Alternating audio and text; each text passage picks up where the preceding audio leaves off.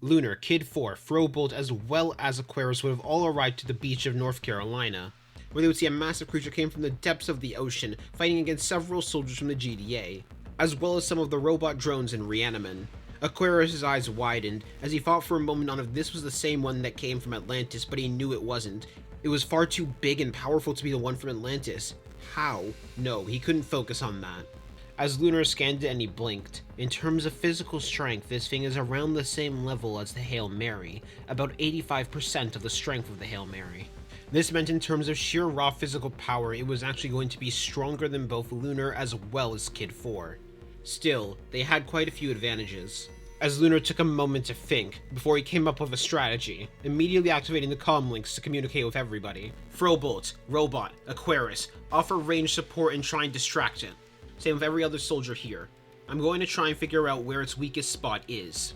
After I do that, me and Kid 4 will repeatedly apply pressure to that area while everybody else attacks. For now, we'll continue attacking its entire body. Go. And the soldiers each nodded, immediately getting to position and beginning to rapid fire all across its entire body. A slight smile formed onto Frobolt. After all, it felt just like fighting alongside Invincible. Seems like being a good leader runs in the family. Before she launched a lightning bolt right underneath herself in order to launch herself high into the air and started to rapid fire bolts of lightning onto the Depth Dweller, using her lightning to cycle around this beast. At the same time, Aquarius hopped on the water and began to skate around, using his own hydrokinesis in order to move himself as he began to fire rapid streams of water towards its direction. While it didn't do too much damage to the Kaiju, it was slightly annoying it. However, Frobolt was actually doing some effects to it, causing the Kaiju to focus directly on her and attempt to slam its massive fist right into her. And Frobolt smirked as she clapped both of her hands together and fired a bolt of lightning right towards its fist in order to deflect it, realizing that she was going to be the target. However, when it attempted to slam its other fist into her back, Lunar flew up behind it and punched it away, before activating jet boots as he rapidly launched himself right towards the massive Kaiju's face, landing a hard punch, pushing it back by a couple of feet, as it moved its eyes to begin to lock onto Lunar instead, seeing that that was definitely the strongest person here. As Frobolt told Lunar to move, and Lunar gave a thumbs up before spinning out the way while a strong bolt of lightning came right towards the Depth Dweller's eyes. This was a new move she had created, specifically meant to do pinpoint damage, calling it Lightning Spear, causing it to be in slight amounts of pain for a second that Lunar immediately took advantage of, uppercutting it right in the jaw. At the same time, Kid 4 landed on its back, as his hammer glowed brightly, and he released a flurry of blows right onto its back, traveling down his back in the process. It took the beast a moment to restabilize itself, but the second it did, it began to spin around rapidly, trying to force everything away from it. Its sheer raw movement sending waves of water towards all the soldiers, causing them to have to move backwards and stopping them from firing. Though Aquarius was used to having to move on harsh conditions of water like this, he continued to fire the stream of water all across its body, firing pressurized water now specifically at points that Kid 4 hit. At the same time, Depth Dweller's hand got close to reaching Frobolt, but at the last moment Lunar grabbed Frobolt and moved out of the way with them. And the Depth Dweller's eyes focused on the two of them. Those were the two biggest threats and the most annoyances to them. So it took in a large breath before releasing a massive sound attack towards the both of them, as well as whatever soldiers were unlucky enough to get hit by that attack. But more than that, Frobolt noticed something instantly, as she quickly adjusted so she could hold Lunar. When she saw him, Lunar looked to be in pain. Not just that, but also a great deal of pain. And he looked like he was losing his balance. What did that thing just do? The robot drone that was nearby and offering support as well tapped their chin as they noticed that, before they charged up a full laser and fired it right towards the Depth Dweller's face, using that in order to get its attention. As Frobolt landed on the ground, placing Lunar next to them, as she said, "You okay? You look to be off your game." And Lunar slowly looked up to them before nodding, giving a thumbs up as they said, "I'm gonna have to be careful. Can't let it open its mouth anymore." And Frobolt gave them a thumbs up before they began to charge up electricity. Their body, even in their upgraded suit, was now glowing a bright yellow. Kid 4 landed next to them as well. As Lunar said, "New strategy. Lay out constant pressure on its spine. Everybody else, make sure it can't open its mouth. The second it tries to, shoot for the mouth." And everybody nodded, getting their second win as they each began to attack. As the Depth Dweller attempted to land their massive claw right onto Robot, suddenly their hand was shot by several of the GDA's lasers, causing it to growl and look over to them before its eyes were hit directly by a pressurized burst of water. And it turned near instantly, trying to slam its massive fist right down onto Aquarius. But as it did, it felt a hammer land right against it. Kid 4 moved in the way and blocked it, slamming his hammer into that claw and launching it upwards. The Deptula then began to open its mouth, preparing to fire out another sonic attack before it suddenly felt several lasers all aimed from its mouth. Every single soldier here began to rapid-fire lasers on it, the commanding officer guiding them all to fire on that mouth, enough so to fully stop its sonic attack from firing. The Deptula was starting to get annoyed, and right when it was about to try and slam both of its massive claws onto Kid 4, it suddenly felt a hard punch land against its spine, followed by another and another. Lunar was now on his spine, before releasing tens of blows in a matter of seconds. He was speeding up further and further to make more and more damage on one specific point, causing cracks to form on that spine, as Frobolt told them that they were ready, and Lunar teleported out the way, teleporting beside Frobolt. Lunar's suit glowed green, while at the same time Frobolt had a massive amount of lightning surrounding her body.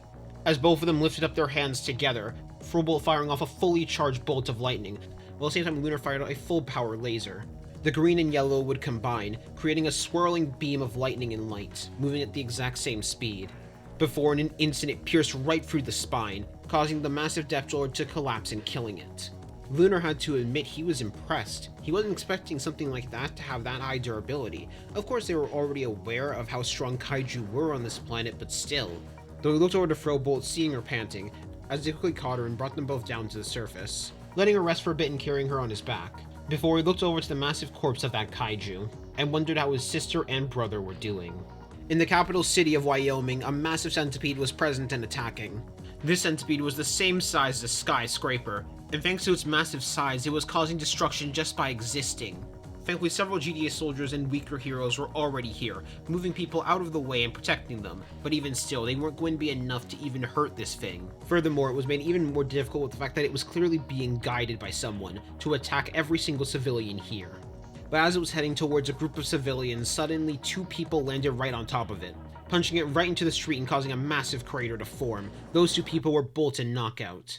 The centipede then began to spin, forcing the two of them off of it as it looked towards them both, a snapping noise coming from its mandibles. And as both of them landed, they saw a green swirl of light fly right past them.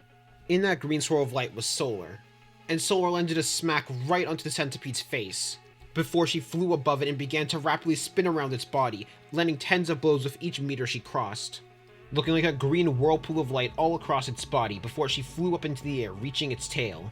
She was also happy to see that modification she had requested worked. Instead of having lasers, she requested to turn those into ways to amplify her own speed. While the amplification to her speed was minor, it still did help, causing the centipede to groan in pain before it looked towards her instead, and it started to rush right towards her, trying to hit her with all that massive body weight.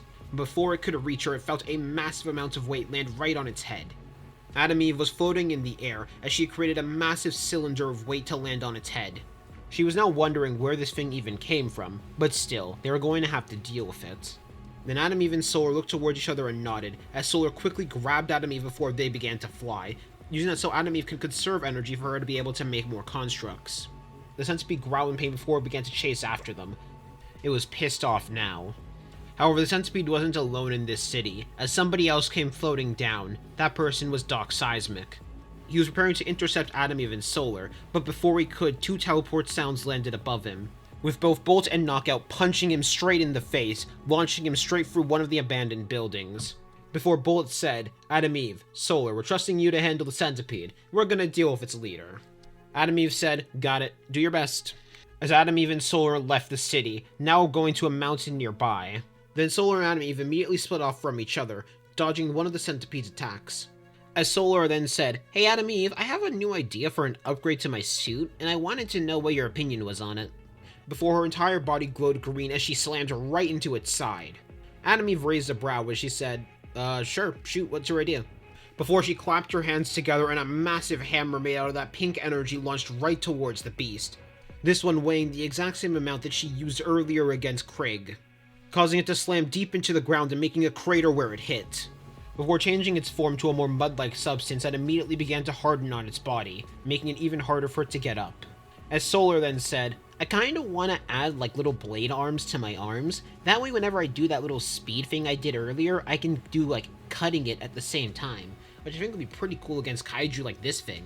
As Solar then landed on the ground before pulling both of her fists back, and she began to rapidly punch one side of its body, releasing a flurry of blows while its face was stuck to the ground before it broke out, as it launched its head right towards her in an attempt to bite down on her, trying to poison her with it. Fortunately, Solar's helmet had scanners, so she was able to quickly move out of the way, dodging it just narrowly before it could hit her as she punched it straight in the face. This punch sending several cracks through its face. As Adam Eve tapped her chin a bit before saying, I could see that working, though at the same time we need to find metals that wouldn't break from that speed you'd move at. I thought maybe we could do it with the flax energy, who knows.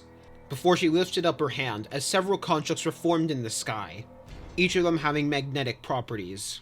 This was something that she had wanted to test out for a while. She had just made a railgun, but it was on a massive scale, so massive that it would hit its entire head in one shot. Solar, seeing what was coming, quickly flew up into the air in order to dodge, before the railgun hit the Centipede right in the head, breaking the exoskeleton, covering its face entirely, and causing it to be in quite a massive amount of pain, as Solar floated up next to Adam Eve. And she asked, "When did you learn how to do that?" Adam Eve said, "I kinda have been studying a lot. Ever since we got Viltrumites attacking us, I was like, okay, I definitely need to improve my stuff." Solar nodded and gave a thumbs up as she said, "Keep going, I want to see what more you can do." But the Centipede looked at the two of them for a moment, before it then turned around and began to tunnel back into the earth, trying to escape. And Solar was about to try and go after it, but Adam Eve stopped them, as they then said, "It seems like it learned its lesson. I don't think it was actually attacking us out of its own free will. I think that guy was controlling it. So we put enough fear in it for it to leave."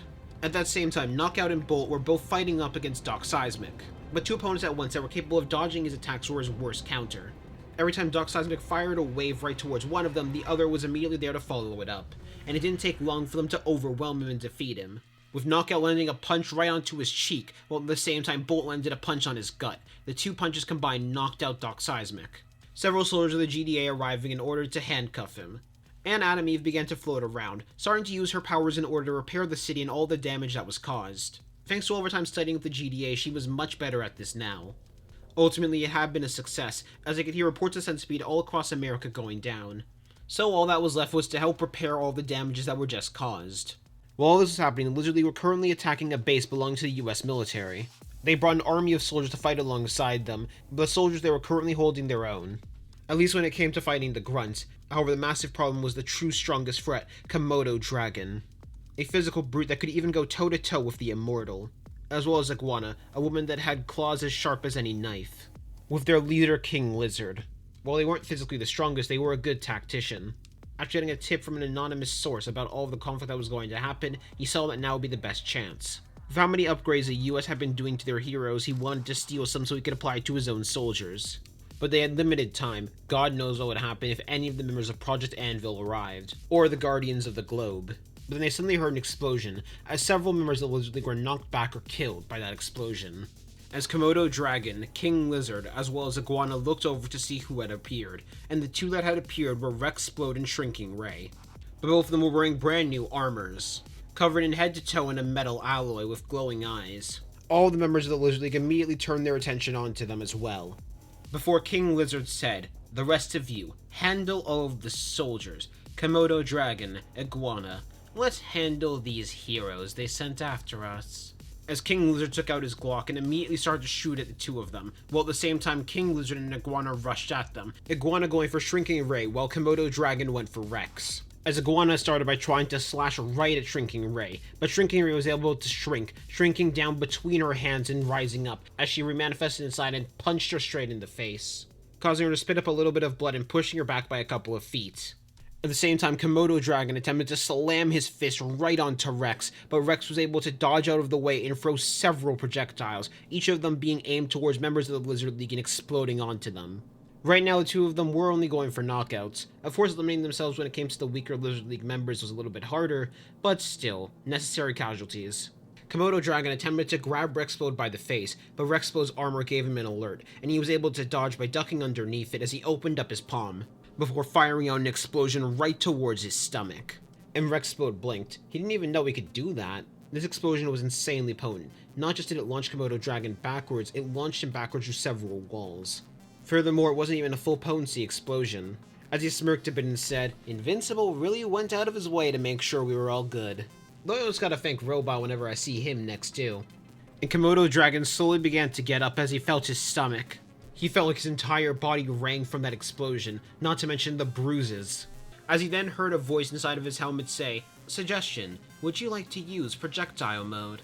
and Rexplode said, let's test this out, before he lifted up his hands with them glowing in orange, as they began to release what looked like several bullets, each of them glowing orange right towards Komodo Dragon, and each of them the second they made impact caused small explosions to land on him. The armor was right now regulating the potency of the explosions. They didn't want to kill Komodo Dragon. But then Rexplode moved one of his other hands over, instead aiming it towards King Lizard. At the same time, Iguana was trying to release a rapid amount of slashes onto Shrinking Ray, but each time they got close, she immediately shrunk, dodging and moving out of the way. What this upgrade provided them was assistance to their reaction time, allowing them to react and shrink at an even faster rate, before she landed an elbow right onto her stomach, followed by a punch onto her face. Each of these blows, thanks to the armor enhancement, was enough to crack some bones in her body, causing Iguana to take even further damage. As Shrinking Ray then shrunk, before regrowing to be behind her as she grabbed her by the back of her head and slammed her hard into the wall. And with that slam, they completely broke through the wall entirely, knocking out Iguana with that one blow. As Shrinking Ray smiled, closing and opening both of her hands, while at the same time Rexplode was tying up the knocked out King Lizard as well as Komodo Dragon, looking over to see the soldiers were handling the other members of the Lizard League. And they were already close to victory by this point. And Rexplode couldn't help but smile. He was happy at both of their success. They had actually been able to defeat the Lizard League on their own, and truly had a lot of fun testing out these powers of Shrinking Ray. Thanks to these upgrades, similar results were happening all across America. Each spots where centipedes were attacking, they were being handled by the heroes. Thanks to these new armor and upgrades, they were able to hold their own against threats they thought would be impossible for them to fight. At worst, they held out long enough for stronger heroes to come to support them, and at best, they were able to handle the Kaiju centipedes they were fighting. It was almost a perfect success. Almost. While the mission to take down Multiball had been a success, it was a messy one. For the first time ever, Invincible had lost to a human villain. Not just that, but the source of how they lost was due to government technology. Technology that Invincible was helping to develop by giving them so much data, using himself as a test subject for them to fight against. The upgraded Reaniman models. From that battle, 4 of Invincible's ribs were broken, as well as several bruises all across his body. Fortunately, after driving himself to the limit and surpassing that limit, creating a brand new form, Powerplex was able to win. Now they were back at Project Anvil base. Most of the soldiers that were hit were having operations done on them in order to make sure they were okay. Well, a few of them wouldn't make it, most of them were definitely going to. The ones who died already knew what was going to happen and was more than willing to sacrifice themselves for it. They were going to become the next generation of Reaniman. Ultimately, the one that still took the most damage was... Currently, he was knocked out in a coma. Fortunately, thanks to Viltrumite healing, he was likely going to be awake pretty soon. Cecil was currently reading over the mission reports as well, and he was feeling a mix of emotions. A part of him felt like he should just overall be happy. It was a massive success, but Mark was in the med bay and he needed to heal. God knows how long he's going to be in there for. Not to mention, he wasn't able to tell him about the news he had gotten, about the fact he knew Omniman was alive. Maybe he should have told him the day of. No, this could wait. This could definitely wait. The members of Project Anvil also began to return to the base, arriving as fast as they could the second they heard about the mission report, the second they heard what went wrong and the fact that Mark now needed to heal. Powerplex had been sitting outside the entire time. He couldn't really celebrate the fact that he had awakened a new power. All he could think about right now was why couldn't he have been stronger? Why couldn't he have helped to save Invincible? If he was, this never would have happened. The ones that entered the fastest were Eve, Oliver, and Tara. Throwbolt, Kid 4, Bolt, and Knockout all decided they were going to stay outside, and the 3 of them would come in to see several doctors operating. Invincible wasn't even awake yet. For Adam Eve, she remembered when she saw him after his battle against Battle Beast. Mark wasn't even that badly injured then in comparison to now. Of course, the doctors already told them they were definitely going to survive this, but still. For Tara and Oliver, though, it was a stunning sight. Mark Grayson was the pillar of strength for them. Someone who seemed completely insurpassable by anyone on Earth. A goal for them to strive to, but now they were seeing him like this. It really was hitting them, that even Mark Grayson, that even Invincible could be beaten. While they were already determined before in order to start training, now they were feeling the determination burn hotter in them like a wildfire. Adam Eve was also feeling a similar effect as well. She wished she could do something to help, but she couldn't. She couldn't affect living matter. She could only affect non-living matter, so no matter what she wanted, she couldn't heal Invincible. But then she looked over at Tara and Oliver, seeing that fire in their eyes, and she realized there was at least something she could do. We're all going to get stronger together, and we'll make sure we make up for the time that Mark needs to heal. And both of them immediately nodded in agreement. When they went down in order to talk to the other members of Project Anvil, they also all agreed. While they were already preparing and training to get stronger, now they felt that need increase even further. Frobolt in particular wanting to train with Solar. She felt the two of them had pretty good chemistry when it came to fighting alongside each other, so they would be able to do good work. And if she could train with him while he's developing his skills, then the two of them could become a lot better as a duo. They also were the only ones that felt a fire to improve. After seeing that display from Invincible, seeing that he was willing to put his life on the line in order to protect his soldiers, not just did loyalty among them increase, but the desire to get better so they'd be better support for everyone in Project Anvil increased. They all were going to need to do everything they could to up their skill, but ultimately they were still just normal humans. Maybe there was something they could do about that, but that was for them to figure out later. Hell, this even ended up moving both the Muller twins and DA Sinclair a bit, as well as a second DA Sinclair that was working with them now. Not just were they training scientists in order to make reanimin, they had made a second DA Sinclair in order to increase their efficiency, but now all four of them were putting their minds together in order to come up with a brand new way to heal bodies. Of course, this would mainly be the Muller twins' work since they were expert biologists, but DA Sinclair felt he could at least offer something, or at least try to. The doctors told them that Mark would be here for about 2 weeks. It might actually be faster though, considering Viltrumite regeneration. Right now though, 2 weeks was their prediction thanks to how long it took for Mark to heal from the Battle Beast event. But not all was peaceful with the world. Even with Multipol's defeat and execution, he still had an impact. While Multipol was now dead, the scientists that made him into a reanimin still lived. Scientists who had managed to escape during the battle against Multipol. Scientists who now knew the key on how to make reanimin. Currently, they were trying their best to figure out what they should do next. After all, with both Mr. Liu as well as Multipol dead, they weren't sure who to work for. That wasn't until somebody else warped over to them. The brand new head of the Order, the one who took control of it, Machine Head, bringing alongside Kursk as well as Battle Beast. However, he had no intention on killing them. Instead, he brought them to work alongside him. As he said, "You doctors have some brilliant pieces of work. Y'all managed to upgrade Multipole to the point where he could even damage Invincible, which I gotta say, impressive. And you did that with limited resources as well, thanks to the plans he got from the GDA. So what about this? Y'all continue working for me instead. And we can make a boatload of money. And also let your partners and kids have a nice happy life." The doctors also quickly picked up on one fact. Machine Head knew who they were. He knew who their families were. Even though Machine Head was making this seem like a business deal and transaction like he was hiring them, this was also a threat. Work with him or die. So the doctors, having no other choice, decided to agree. And since Machine Head was feeling in such a good mood, he decided that he'd pull out any resources he had in Chicago, letting Titan run it from now on. But he had some plans to make, as all of them teleported away with Isotope. Battle Beast though decided he was going to stay in Chicago, mainly because he was waiting for Invincible. He did want to talk with him, check on how he was doing, and just see how much stronger he had gone in comparison to last time they fought. But he had no idea where they were, though he did know that Invincible was injured, so it likely would be a little bit until he could see them again. Maybe he could see those two heroes who were dressed similarly to Invincible, but for now he was going to have to wait and see. So far though, there was one thing Battle Beast was certain about. This planet was so much more fun than he had initially thought. And he was so happy to have met Machine Head so long ago. While all this was happening, the Coalition of Planets spaceship was returning back to base. Alan and Thaddeus had quite a successful talk with Invincible, getting several new allies for them. Alan by this point had also finished healing. On top of that, he felt much stronger in comparison to before. And as they landed, Alan told Thaddeus he needed to talk to him about something in private. He had heard something they needed to talk about in private. Thaddeus nodded in agreement as the two of them floated away, floating towards Alan's room in order to keep this private. With Thaddeus closing the door before he looked over to him and asked, "What is it, Alan?" And Alan tapped his chin as he took a seat. "So, while I was being loaded onto the ship, I kinda heard something pretty interesting. I heard that old guy named Cecil refer to Void as Nolan. My head was kinda out of it, I was on pain meds, but I definitely heard the word Nolan.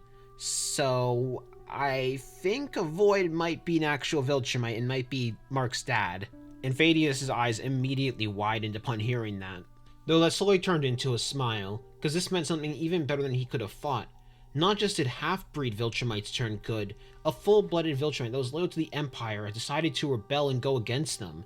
"It would seem the tides are shifting, but we must keep this secret from Invincible. I know Invincible hates his father, but we are going to need Nolan in order to win this war. And I know for a fact Invincible, the second he finds out, will kill Nolan. So, we will have to go to Fraxa soon.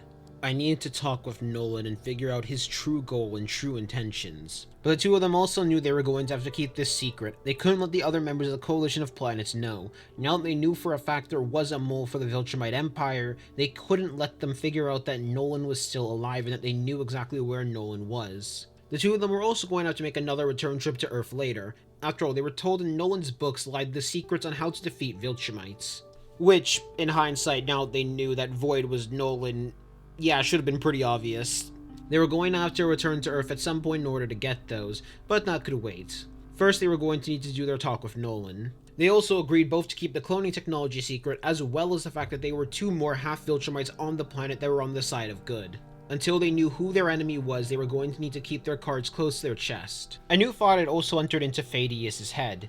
While convincing Mark to make a clone of himself would be impossible, maybe it could be possible to convince him to make a clone of Thaddeus. Maybe that might not breach a moral limit. He shook that off for now. That was for next time.